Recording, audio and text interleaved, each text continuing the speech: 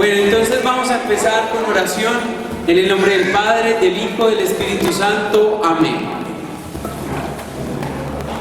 Ven Espíritu Santo de Dios.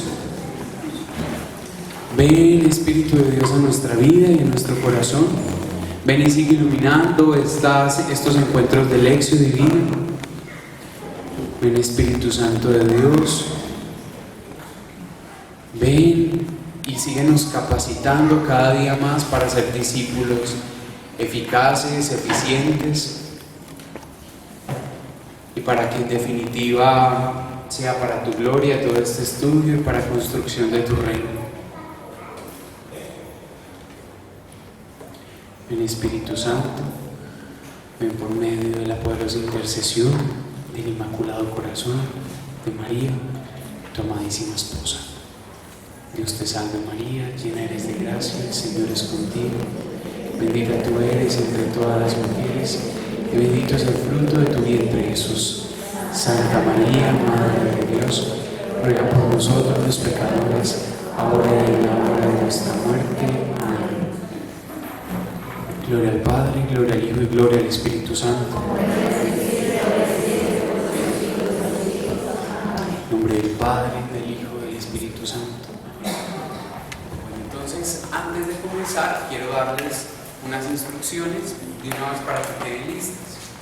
La instrucción número 1 es que hoy vamos a trabajar full lección de Leví, lo que veníamos trabajando con Leví, hoy lo vamos a terminar. ¿Listo? Hoy vamos a terminar esa lección de Leví. Eso es lo primero. Lo segundo es que para el próximo sábado yo no voy a estar, pero va a estar, no hagan así los galletas, háganme el favor, ya los tengo pero pillados, ¿qué creen? Paisa es paisa. Bueno, entonces no voy a estar el próximo sábado, pero va a estar Juan David, el que se casó. Ese que se casó va a estar por acá con la esposa y él me va a reemplazar en la tarde. Yo voy a estar en la mañana, pero él me va a reemplazar en la tarde por módulo 2, ustedes módulo 1, porque yo tengo otras actividades para hacer el próximo sábado que no las puedo pues evadir. Entonces, por eso él me reemplazará. Y aparte, él y la esposa van a desarrollar el retiro que va a haber el próximo fin de semana.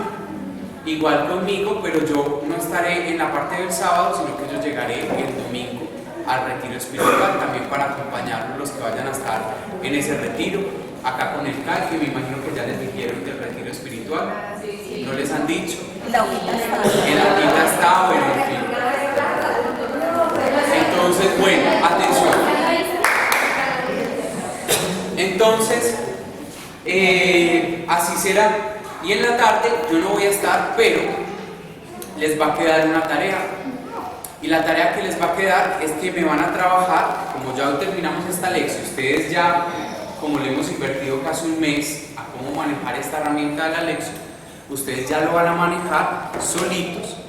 Van a hacer unas lecciones de tarea. La lección que van a hacer es la de Bartimeo, el ciego Bartimeo. Le van a hacer lección de ese texto bíblico. Ese texto estaría de la siguiente manera. De este libro son las páginas de la 423 a la 430. De la 423 a la 430. Repito, de este libro de la 423 a la 430. Y el texto bíblico es Marcos 10 del 46 al 52. Marcos 10 del 46 al 52. La curación del ciego de Jericó, que es igual al ciego Bartimeo. Lo vamos a hacer en la casita, pero ¿cómo lo vamos a hacer? Como el Señor es así de hermoso con nosotros, y no todos tienen el libro, Eso es una muy buena herramienta que el Señor nos ha dado para que nos unamos más como compañeros del CAI, para que hagamos grupos de lección. Y entonces esta lección la van a hacer en esta semana grupal. O sea, la tarea va a ser grupal. En los grupos en los que ustedes están trabajando, en esos mismos grupos se van a hacer. Ahora que terminemos, ustedes lo que van a hacer es que se van a poner de acuerdo en el día, sacan por ahí 2 horitas de esta semana, se reúnen, llevan sus Biblias, sus cuadernos, más la persona que tiene este libro. Si son 5, entonces se reúnen en una casa, hacen la oración bien bueno, se reúnen a orar, a hablar de la palabra, a estudiar la palabra, hacen la lección divina del ciego Bartimeo y la traen hechecita para el próximo sábado. Y Juan David, yo le voy a dar todas las instrucciones para que Juan David haga la revisión de esa lección divina de el ciego Bartimeo. ¿Listo? Entonces, la idea es que no lo disfrutemos. ¿Ustedes están disfrutando de esto, sí o no? ¿Sí o no? Sí. Porque la idea es que esto no lo disfrutemos. Entonces, este ejercicio no lo vamos a disfrutar. Qué rico reunirnos con los compañeros. Imagínense a sus hijos diciéndole a sus hijos: vea, es que van a venir los compañeros del CAI acá a la casa hoy, porque vamos a hacer una lección divina. ¿Una qué? Luego le explico, le dicen. Y entonces se reúnen bien juiciosos esta semana, hacen la lección del ciego Bartimeo, hacen los grupos en los que está, que uno de estos personajes tiene el libro, se conocen entre sí, se pueden reunir. Yo les digo 2 horitas, los que tengan más tiempo, de una vez se toman el tinto, conversan bien bueno, comen unos pastelitos bien deliciosos, ahí comparten, en fin, aprovechen ese espacio. Yo me puse a pensar y yo decía: ¿será que les saco copia y se las dejo? Y yo dije: no, porque es que esto no lo estamos aprendiendo solo de manera individual. Si Dios está permitiendo que solo hayan estos libros, es porque Él quiere que hagamos una especie de coinonía o comunidad. Y la lección divina es más enriquecedora cuando se hace en comunidad. Eso es como el Pentecostés. Entre más haya, mejor. Entonces, en ese orden de ideas, es una bendición que la tarea sea grupal, que nos podamos reunir en esta semanita, esos grupos de trabajo, hacer esa lección y traerla hecha. Repito, le dejaría a Juanda dicho como lo que tienen que revisar de esa lección, para que le revise. Ustedes ya sabrán manejar todo esto muy bien, ya se saben todos los pasos, ya saben cómo manejar la herramienta del libro, ya hay unos pilos por ahí que, mejor dicho, ustedes están muy pilos, esa es la verdad. Entonces yo sé que lo van a hacer de la mejor manera. ¿Listo? ¿Entendieron cuál es la tarea para el próximo sábado? Sí. Ahora, ni crean que me he olvidado de nuestro amado y querido documento o libro, La interpretación en la Biblia. Entonces, ¿qué vamos a hacer con ese libro? Como yo hoy no lo voy a trabajar, porque hoy hay que terminar esta lección, como yo hoy no lo voy a terminar porque hay que terminar esta lección, y como el próximo sábado ustedes deben de traer la lección del Bartimeo, a ver qué tal, cómo les fue, ya poniéndose ustedes ahí en sus casitas en práctica todo esto, ya no con esta guía, sino ya con el Espíritu Santo como guía, que es con el que tienen que quedar ustedes bien listos. De ahí al sábado siguiente, o sea, a los 15 días, de hoy en 15 días, retomamos el documento de la interpretación de la Biblia. Yo lo que estoy haciendo es que lo estoy explicando dosificadito. La lectura que ustedes me le dieron era para familiarizarse con este enredado, que cada vez se va a volver menos enredado. Y yo lo que hago dentro de 15 días es que voy a seguir aclarando el documento, listo, y trabajaremos otras cositas. Entonces no lo vamos a dejar ahí en el tintero, sino que va a quedar en este paréntesis de la lección para continuar con esto. Bueno, ¿me entienden? Sí, muy bien. La pregunta por acá era: el trabajo lo traemos que no quita de lo... el trabajo, ustedes saben que en la Biblia deben de estar rayando. Yo esta mañana le eché a ver cuáles eran los que tenían la Biblia trabajada, cuáles no.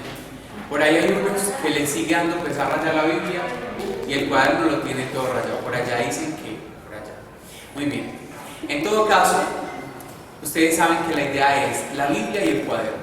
En la Biblia hay algunos apuntes de exegéticos que son importantes para que nos vayan quedando registrados y trabajados en la Biblia. Y en el cuadernito otros apuntes. En el cuadernito que especialmente llamo a que hagan el punto 3, 4 y 5 de la lección. ¿cierto? Porque es que el punto 2 es el que rayamos en la Biblia, pero el punto 3, 4 y 5 ya es lo que me dice a mí, la respuesta que yo le doy y las estrategias que yo voy a hacer, los compromisos. Entonces esa parte pues ya ahí no. ¿Listo? ¿Me entienden? Bueno, quedando todo eso claro, entonces los invito a que en cuestión de un segundo, ya nos hagamos en nuestros grupos de trabajo de Lexio. ¿Listo? Para terminar con el Leví, por fin vamos a terminar con ese Leví.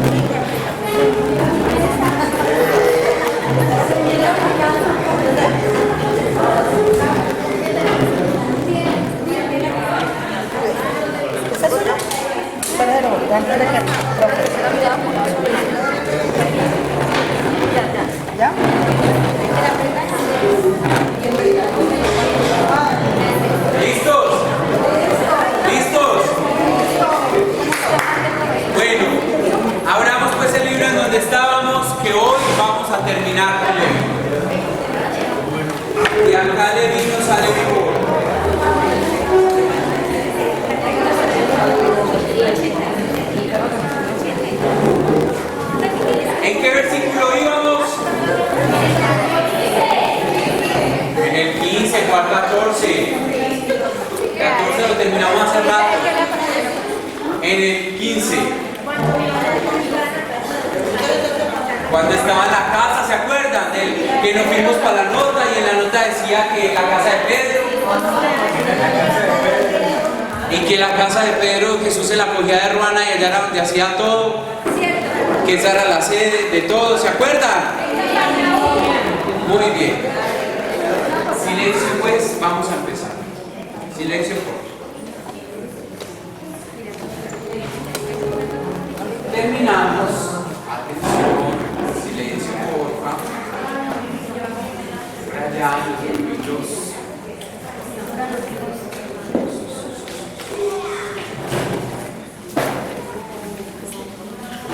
Terminamos en el versículo 15, en el paréntesis, estamos en la página 83, donde están explicando el versículo 15, en el paréntesis donde decía, vea su nota 320.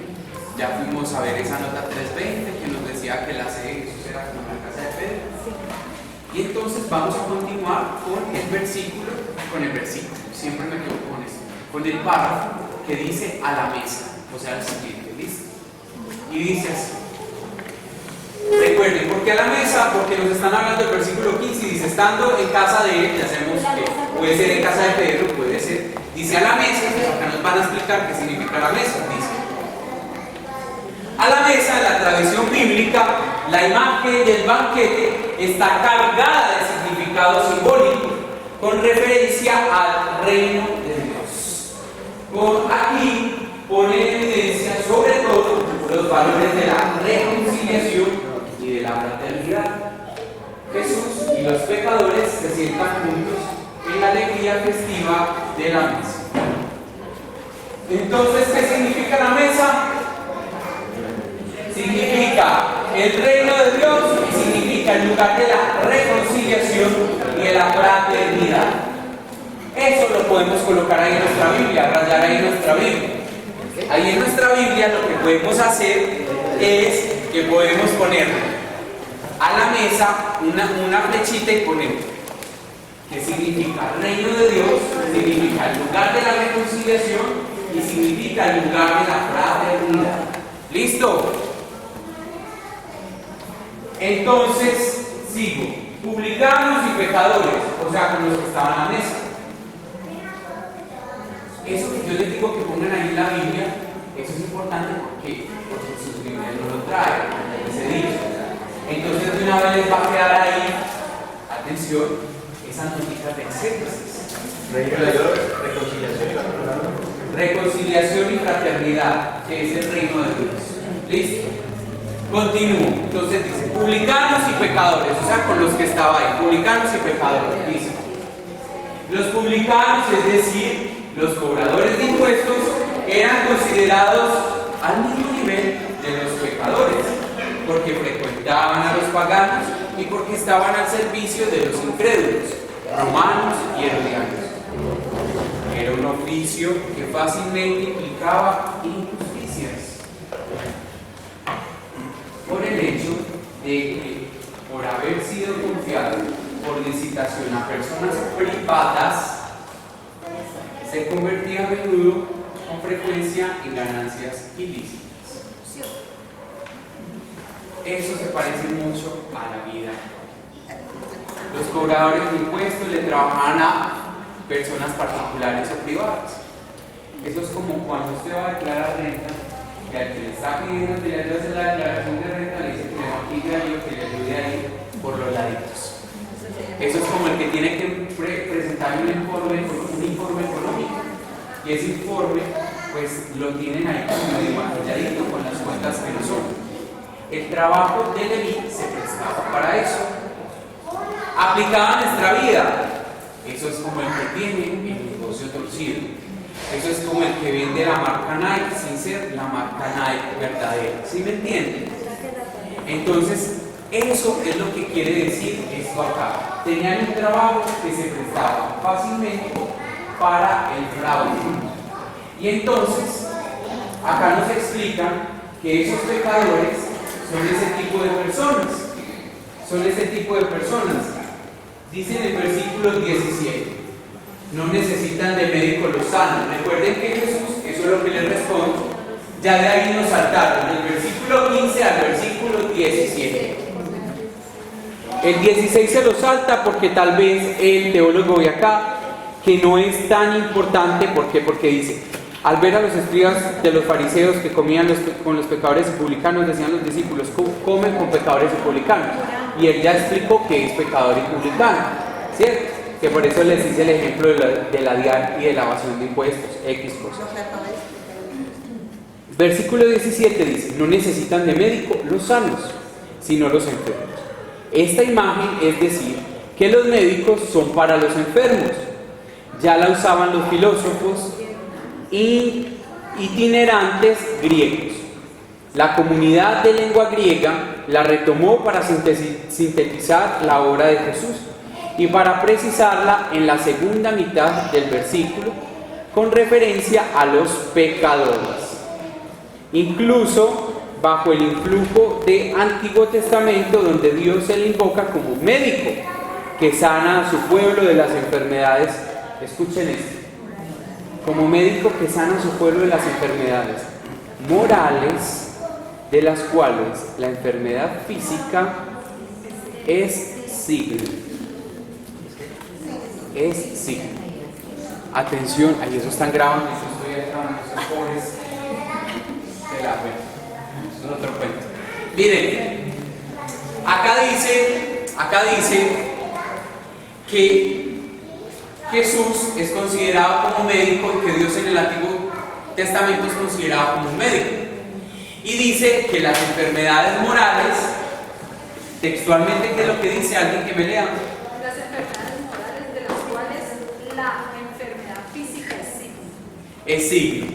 Eso hoy es, desde la psicología se llama somatizar. Y somatizar quiere decir que cosas internas de tu vida las expresa tu cuerpo. Y las expresa en enfermedades cuando son cosas pues difíciles, ¿cierto? Somatizar.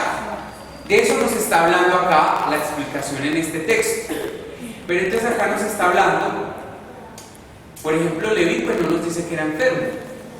Pero ciertamente el Leví, pues al parecer sí tenía por allá como su torcidito, ¿cierto? Su negocio torcido, por allá lo tenía.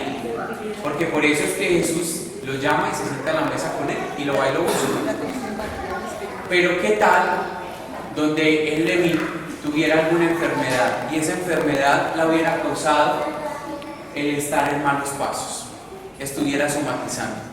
Seguro Jesús no solo sanaba y ponía recto su camino que se estaba torciendo, sino que también podría sanar su salud física. ¿Listo? Por eso es tan lindo Dios como médico, porque Él nos sana del interior al exterior. Miren que cuando van buscando los que necesitan curación de Jesús, Jesús llega y dice: ¡ay, tienes un problema en el brazo! Ya te lo sano. Jesús generalmente, hay casos particulares, Jesús primero dice: ¿y tú por qué vienes? ¿Y tú qué tienes? Esas preguntas le están ayudando a sanar el interior. Después de que Él sana el interior, sana el exterior. Porque ¿qué me sirve estar sano en el exterior sin estar sano en el interior? Y Jesús, cuando sana, hace una sanación integral. Porque Él, cuando hace las cosas, las hace completas y no deja nada pesado. Entonces, en ese sentido, es que nos están hablando de un Dios médico. Qué precioso, ¿cierto? Entonces, de ahí sabemos que Él obra como médico. Por eso las personas, acá hay alguien que trabaje en la salud. ¿Alguna persona que trabaje con la salud? ¿No?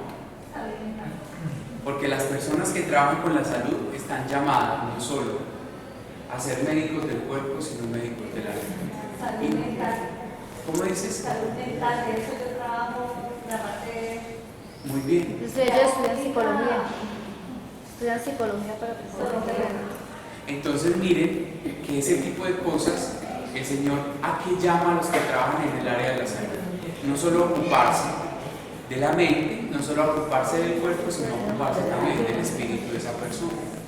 Yo conozco médicos que cuando llegan sus pacientes a consulta, algunos de ellos les dicen: lo que usted tiene no es físico.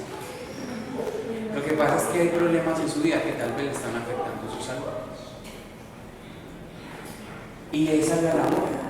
Y miren que así era Jesús. Jesús era un médico por excelencia. Entonces miren qué precioso, porque en este texto Jesús es un ¿qué? Es un médico. Para Mateo, para Marcos, para la teología de Marcos, Jesús es un médico. Miren, Jesús es médico.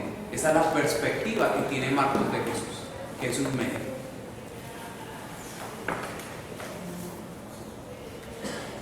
Dice, después de lo de física es signo, de lo de enfermedad física es signo, dice: la curación entonces viene a ser símbolo de los tiempos mesiánicos.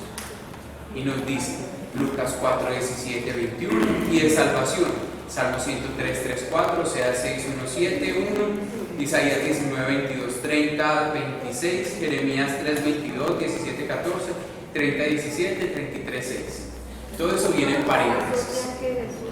Entonces, ¿qué quiere decir ahí? Muy bien. Perdón. Ahí dice: la curación entonces viene a ser símbolo de los tiempos mesiánicos y nos trae unas citas. Y luego dice de salvación y nos trae otras citas. Eso quiere decir que en esas citas está presentado Jesús como médico, y en las otras como médico, como alguien que cura, y en las otras como alguien que sana. Y vendrá las heridas. Así es, todo lo demás. Entonces, eso no lo vamos a hacer ya, pero cuando ustedes hagan el ejercicio del Bartimeo, si les aparece algo así, se van a ir para esos textos bíblicos, como lo hicimos en los ejercicios pasados.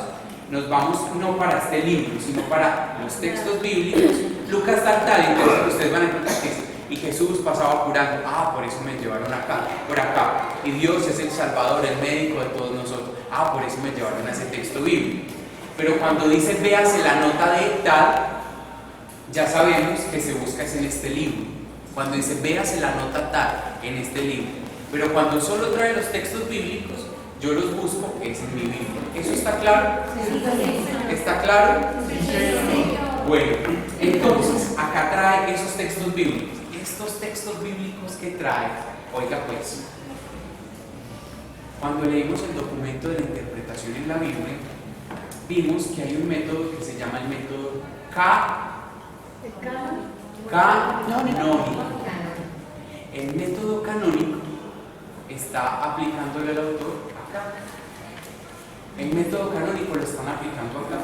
¿Por qué lo están aplicando acá? Porque el método canónico es aquel que soporta la explicación de un texto bíblico en otros textos bíblicos, o sea, en el canon. ¿Qué es el canon? El canon son los libros que la iglesia incluyó en la Biblia, son los libros del canon, o sea, los libros avalados que están acá en la Biblia.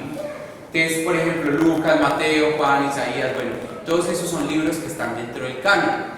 Entonces, acá, ¿qué nos está haciendo el autor? El autor nos está explicando esta parte desde el canon, el método que está usando acá. Ya hemos visto que él ha usado el método histórico crítico, ¿se acuerdan?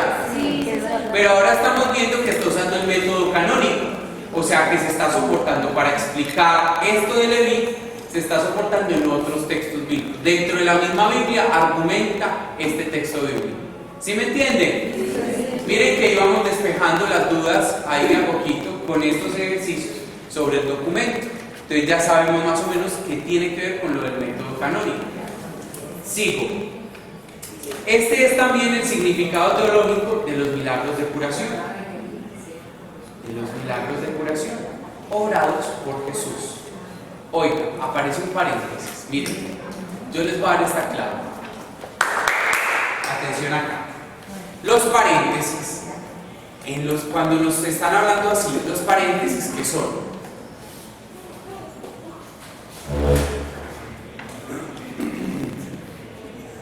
Los paréntesis son puertas que me llevan a explicar de nuevas formas el texto. Un paréntesis es una puerta y yo tengo que meterme en esa puerta a ver qué me quieren mostrar. En este hay otro paréntesis, hay una nueva puerta que nos quieren abrir porque dice: este es también el significado teológico de los milagros de curación obrados por Jesús. Hay paréntesis, dice: lo que hemos dicho con respecto al trozo anterior, el paralítico curado. ¿Cuándo nos han hablado del paralítico curado? Cuando los ven por el... ¿Cuándo? ¿No? ¿Cuándo acá? No, ahí no. Entonces, ¿qué tenemos que hacer? Vámonos para atrás a ver dónde está el bendito paralítico curado el que nos quiere hablar este. A ver, busquémoslo. Ahí mismo está. ¿Sí ven? El aperícope anterior, miren. Esta es la de Leví, acá está la del paralítico curado. Y entonces lo que nos está diciendo, lo que hemos dicho con respecto al trozo anterior, el paralítico curado. Atención, lo que nos quiere decir el autor es que acá, en el paralítico curado, han hablado también mucho sobre los milagros de Jesús como curador. ¿Sí ven? O sea que sí. Hay antecito. Búscala, así antecito. 76. Y entonces, si vemos ahí en el curado y nos pusiéramos a leer qué dice el curado, eso nos podría aclarar más sobre Jesús que cura. ¿Sí me hago entender? Pero yo quiero que miren algo del título de esa película. ¿Cómo se llama? Curación y perdón. O sea que nos sigue hablando del mismo tema. Nos viene hablando del perdón, nos viene hablando de la restauración y de los pecados. Si a Leví le sana su oficio, su profesión, para que no sea tan torcidito en esa profesión, pues al paralítico, me imagino, le estará curando su interior para que sane ese exterior. ¿Sí me hago entender? Que hay un paréntesis que quiero hacer acá para ti. ¿Cómo es que te llamas tú, la que trabajas en salud mental? María Jesús. María de Jesús. Hay un teólogo que se llama Eugen Drewermann y es alemán. Y él es psicólogo, psicoanalista y desarrolla los textos bíblicos de acuerdo al psicoanálisis y a la psicología. Y es precioso. Se llama... Pero aclaro, esos libros son muy difíciles de conseguir porque casi todo el material está en alemán, son pocos los que están en español, pero yo le digo a ella porque pues puede ser muy valioso para que ella tiene, y ahí los que son inquietos pues bueno, ahí buscarán algo sobre este hombre.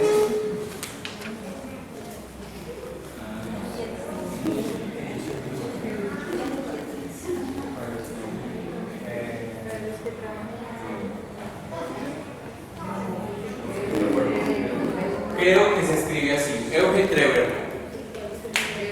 Es muy lindo porque analiza los textos bíblicos desde la psicología. Y hay un texto hermoso que, bueno, lo vamos a trabajar, lo que pasa es que no hemos llegado hasta allá, eso es como en el módulo 5 o 6, que vamos a trabajar la palabra que sana.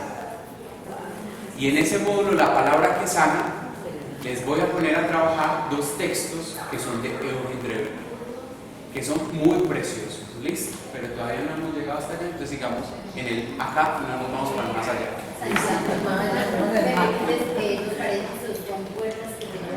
Son puertas que me llevan a la explicación de este texto, pero yo las tengo que abrir y meterme a ver qué me quieren mostrar por allá. En este libro, ¿cierto? Entonces ya entendemos por qué nos dicen que en el trozo anterior del paralítico curado, ¿cierto?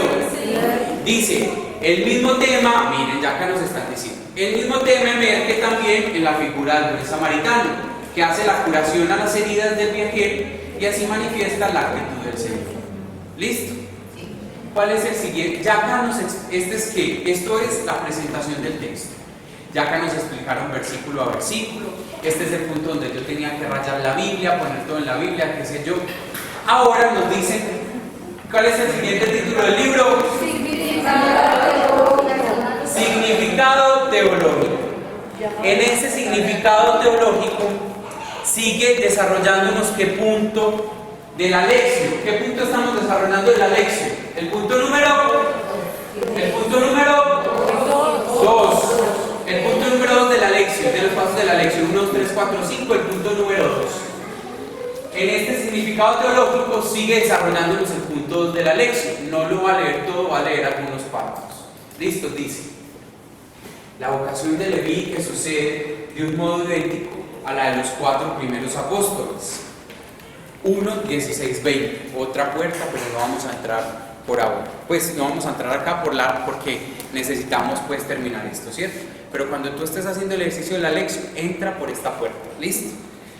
Se incluye aquí, después de la curación del paralítico, en la que se habla del perdón de los pecados y antes del banquete de Jesús con los pecadores. Así adquiere un significado particular porque viene a ser un acto parabólico que indica la novedad del Evangelio. Dios ha venido al encuentro del hombre y ha abolido la ley, derribando el muro que separa a los justos de los pecadores, formando a todos un solo hombre nuevo y trayendo su paz. Ahí hay otra puerta, no vamos a entrar. En la fe en Jesús todos estamos llamados a la nueva libertad, tanto los justos como los pecadores. Merece tener en cuenta el comienzo del trozo, que nos presenta a Jesús, que habiendo salido, Jesús sale. Miren, acá están trabajando el verbo. Jesús sale, que esto es un trabajo. Cuando nos hablan de los verbos tiene que ver con la que, eso ya lo expliqué. ¿Qué método es? ¿El método? No, el método no. Tiene que ver con el método literario, el método narrativo. Con el método narrativo que nos están hablando acá ya de verbos, ¿ven?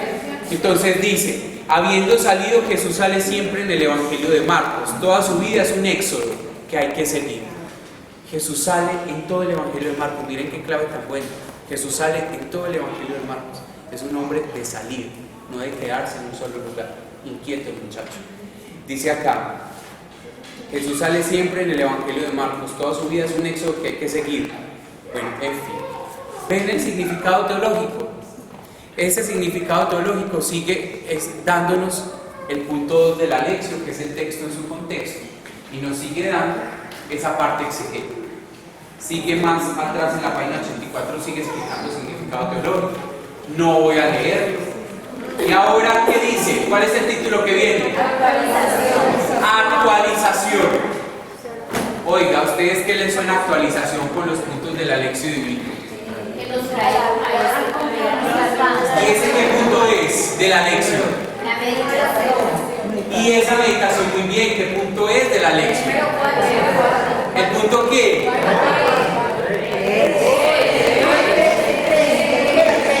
¿Qué punto es? El punto 3, meditación, actualización del texto. ¿Qué dice hoy ese texto? ¿Qué me dice a mí? ¿Qué dice en 2017, 16? Oiga, ya me fui para el otro lado. Actualización del texto. Eso está en la página 85. Acá el autor me empieza a trabajar el punto 3 de la lección divina. Sí, esa actualización muy bien, muy bien, muy bien. Ella dice, o sea que ya entramos a la hermenéutica. La actualización es la hermenéutica del autor. Ya pasó de la exégesis, lo puro texto, y ya el autor acá le va a meter algo de hermenéutica, de actualización de lo que quiere decir hoy el texto. Muy buena aporte, ¿listo? Entonces voy a leer solo un pedacito de la actualización. Dice: el Evangelio es un soplo regenerador de vida que renueva al hombre desde la raíz, porque anuncia la gracia, la misericordia y el amor eterno de Dios al hombre.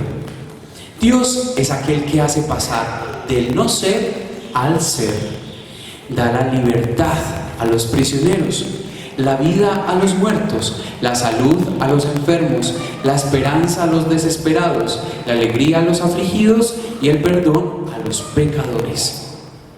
Ahora bien, el rostro humano de Dios es Jesús. En sus palabras y en sus gestos se manifiesta la bondad de Dios.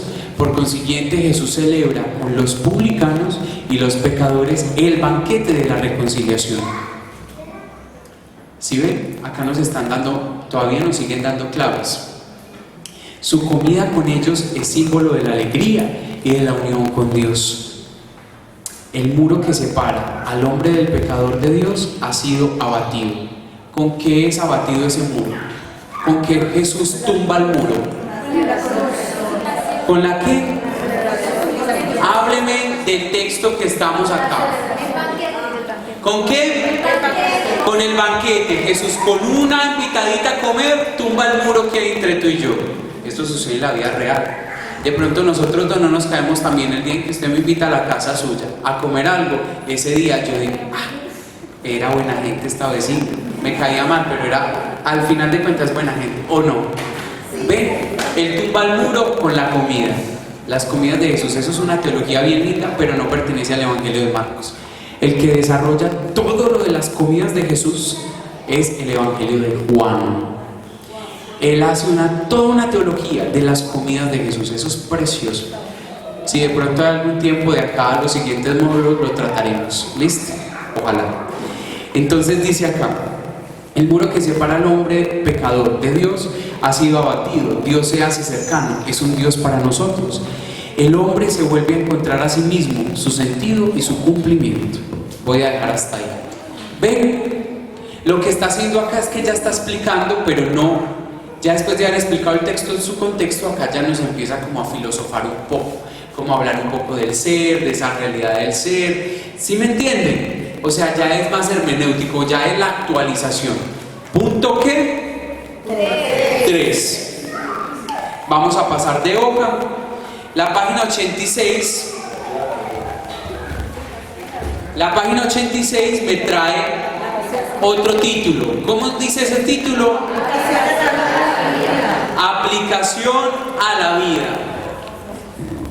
Y en ese título, aplicación a la vida, vamos a leer también un poquito que nos dice aplicación a la vida. Dice: guardarse de las malas compañías y de la confusión de las ideas. La preferencia evidente de Jesús por sujetos poco recomendables, abandonados, marginados, prostitutas, publicanos, pecadores, más que sorprender, siempre ha preocupado o incluso, oigan esto, escandalizado a las personas de principios sanos. ¿Quiénes son esas personas de principios sanos? Lo que hoy llamamos la persona moralista. Una persona moralista, lo que hoy llamamos, sí, los escribas, fariseos, claro, eso en el texto, en su contexto, pero ahora, eso, preguntándolo, ¿quiénes serán los que tenemos principios sanos? Los que nos creemos más santos que los otros, los que nos creemos entonces que oramos, que rezamos, que por eso no podemos hablar con el que no reza, que por eso no nos sentamos a hablar con el que no es católico, que por eso entonces hasta para qué escuchar una canción cristiana. Es como si tuviéramos una adversión a los demás cuando Jesús se sentaba con todos? Cuando Jesús todo lo que hacía era diferente. Es como si, me voy a contaminar. Es como si tuviéramos ese tipo de pensamiento. Por eso dice entre comillas los que tienen principios sanos. Eso al final de cuentas es una soberbia espiritual. Creer que yo soy bueno y que solo me hago con los buenos. Que yo soy seguidor de Cristo y solo me hago con los seguidores de Cristo. Y que los demás nada que ver. Y empiezo a mirarlos con ese ojo de crítica, como, este como vive en pecado, cómo está equivocado, cómo está de confundido.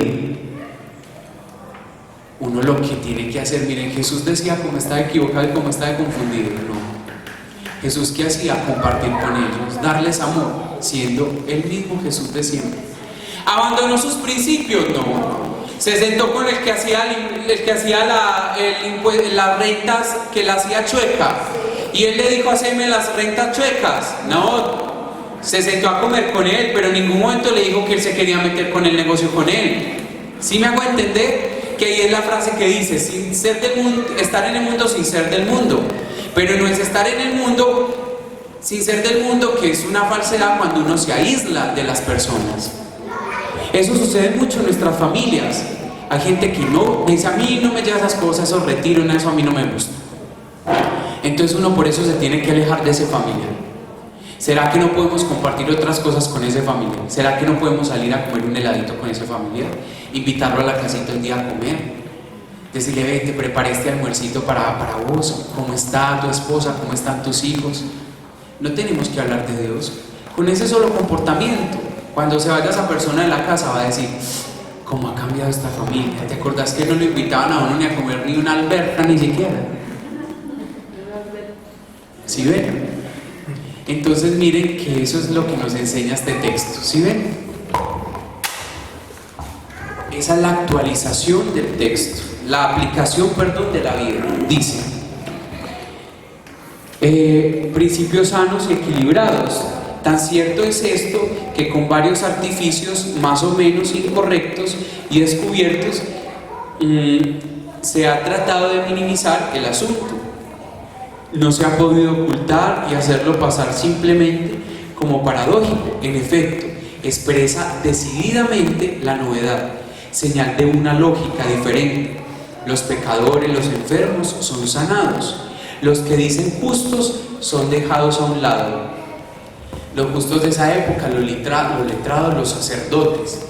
Jesús no se sienta a comer con ellos. ¿Para qué? Jesús se sienta a comer con los que lo necesitan. Dice acá entre líneas, pues lo que nos están contando acá. Dice: los pecadores, los enfermos son sanados. Los que dicen justos son dejados a un lado y pasan a la parte que no tiene razón. Los pobres son saciados, los ricos son despedidos con las manos vacías. Lucas 1:13, ese es el Magnificat. Ven a lo que apunta la aplicación de la vida. La aplicación de la vida sigue apuntando ¿a qué punto de la lección? Al tercer punto, a la meditación. Miren que esto es como una meditación que va haciendo el autor a partir de lo que dijo el texto en su contexto. Ya no va a leer más de eso y ya luego dice: reflexión de fe. ¿Sí ven ese título? Página 87, reflexión de fe. ¿Lo ven? Sí. Dice: deudores de la salvación. El trozo sigue inmediatamente al del paralítico y proclama aún más extensamente la realidad de Jesucristo en su poder divino de perdón. Esto acá de que nos está hablando el paralítico. O sea que eso será ¿qué? ¿El qué? No. Miren, si nos está hablando, el trozo sigue inmediatamente el paralítico. ¿Qué está haciendo el autor acá? ¿Hasta dónde se fue el autor en el texto? Hasta la perícopa anterior. ¿Y eso a qué punto pertenece de la lección divina? Al texto en el contexto, punto 2. O sea que acá nos está volviendo a hablar del punto 2 de la lección. ¿Ven? El trozo sigue inmediatamente al del paralítico y proclama aún más extensamente la realidad de Jesucristo en su poder divino de perdón. Nosotros estamos invitados a confrontarnos con aquellos que son deudores con la palabra divina de salvación. al reconocernos también en el seguimiento, al reconocernos también en el seguimiento pecadores con los cuales Jesús se sienta a la mesa. O sea, acá en el CAE todos nosotros somos esos pecadores que el Señor nos ha llamado a formarnos en su palabra. Por eso nos tiene en esta mesa estudiando. ¿Sí ven? Ya después de la reflexión de fe que sigue, la otra perícopa. Hasta ahí llegamos. Hemos casi que terminado la lección. ¿Qué puntos nos faltan por realizar de la lección divina? Punto 4 y punto 5. Ya el Señor ha hablado. Ahora, punto 4. ¿Cuál es el punto 4? La oración. ¿Y la oración es qué? Sí, la personal. Y el diálogo. ¿Y qué más es? La respuesta. Cuarto, ¿qué le vas a responder a él? De acuerdo a lo que nos dijo con la vocación de Leví. Y el quinto punto, ¿cuál es? Que se llama, ¿cómo es el quinto? La contemplación. La contemplación. Y en la contemplación ya es los compromisos concretos. En este momento me van a hacer un favor y me van a desarrollar el punto 4 y 5 de esta lección para concluir. ¿Listo? ¿Cuál es tu respuesta a esta propuesta que Dios nos hace? ¿Y cuáles van a ser tus compromisos? Personal. No me lo escriban. ¿Qué debemos? ¿Cuál debemos? Debo yo, primera persona. ¿Listo? Adelante.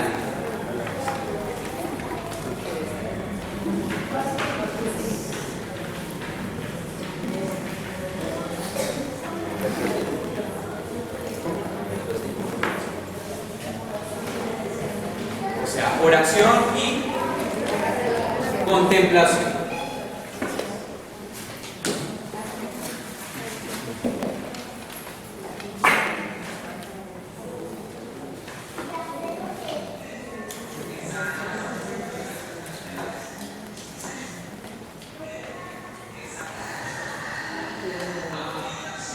¿Qué pasa? Ahí estoy escuchando mi voz.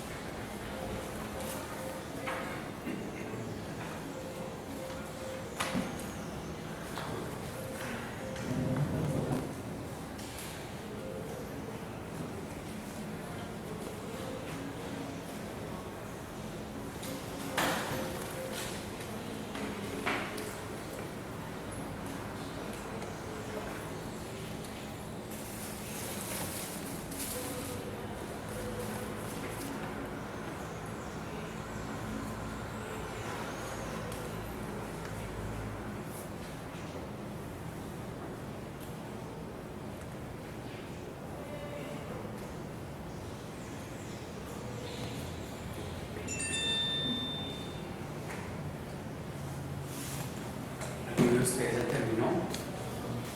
El cuarto y el quinto tema. ¿No lo quieres compartir? ¿Quién no lo quiere compartir? Por acá, adelante. Es reconocer que soy pecadora, que he pecado, que he faltado y que he tenido soberbia espiritual por querer apartarse del mundo y no estar en la realidad que está pasando. Y por de pronto uno creer que uno de verdad está exento porque la otra persona no lo hace, entonces uno se cree que no, o sea, la critica y la juzga. Mi compromiso es hacer un acto reparador. ¿Y cómo? Un acto reparador creo que es acercarme a la persona, pedir la disculpa y tratar de tener una relación donde no se critique ni se juzgue, sino simplemente se comparte y se acepta a la persona como es. Muy bien, estuvo muy bien hecho tu ejercicio. En ese punto 5 tienen que ser así concretos. Miren, concretos. Concreto es, ¿cuándo voy a ir a hacer esa reparación? ¿A quién le tengo que hacer esa reparación? Miren lo que ella está diciendo. Entonces, para concretar más ese punto, los voy a invitar a esto, que pongan en ese punto día, lugar, persona y frecuencia. El día en que yo voy a realizar ese compromiso, el lugar en el que lo va a realizar, la hora también, la hora en que lo va a realizar, con qué persona lo voy a realizar y la frecuencia con la que voy a realizar ese compromiso. Porque a mí el Señor, miren, cuando yo les digo a ustedes, yo les voy a traer agua, algún día les traigo agua, ¿ese algún día cuándo puede ser? Cualquier día. Cualquier día, se las llevaré al cementerio de pronto, estoy volviendo caricatura al asunto, pero cuando yo les digo, el martes 27 de septiembre a todos les traeré ya una botella de agua cristal, eso es diferente. Eso es como cuando yo le digo a Dios, Dios, sí, yo en algún momento voy a hacer esto, yo en algún momento lo hago, ¿sí ven? En cambio acá, ¿qué tengo que hacer? ¿Qué día voy a hacer la reparación? El lugar, la persona, la frecuencia, la hora, o sea, todo, yo me tengo que poner el compromiso concreto, porque si la palabra de Dios tiene algo es compromiso. ¿Se acuerdan que yo les he hablado mucho de la Virgencita, que la amo enormemente, como mujer que realiza la palabra de Dios? Ella le dijo, sí, hágase en mí, pero ahí no paró el asunto. El hágase en mí fue que tuvo que cargar 9 veces al muchachito, luego darle seno, luego buscar, ¿sabe?, la comida que le iba a dar año tras año, luego cómo lo educaba en la fe para que él tuviera conciencia de que era hijo de Dios. Miren cómo es el asunto. Es un sí que tuvo un compromiso por ¿cuántos años? Podríamos decir 33, y es que después de que él se murió no sido comprometida, un compromiso de toda la vida. Gloria al Padre, al Hijo y al Espíritu Santo.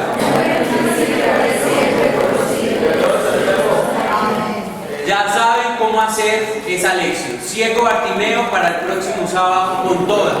En grupos de estudio, ¿listo? Grupos de lección. Esta mañana en San Pablo hay el libro y lo tienen con un descuento.